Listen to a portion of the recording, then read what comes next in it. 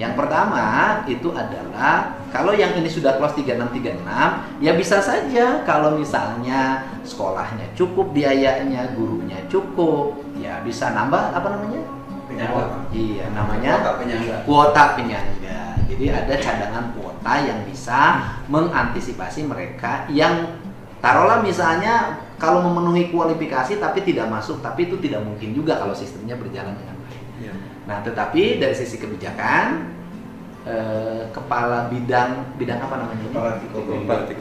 Kepada kepala UPT nanti Tikomdik untuk sementara dinonaktifkan dulu.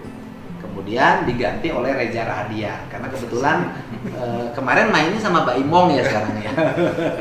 Sama Reza Rahadian. Jadi Anda yang nangani dulu. Siapa? Karena ini sudah bidangnya bidang E-government, Pak. e-government di Dinas Informasi Informatika dan Komunikasi. Jadi ditangani dulu sampai nanti ada definitif pejabat baru. Ada pejabat yang baru siapa rencananya? Ada. Siapa yang diusulkan?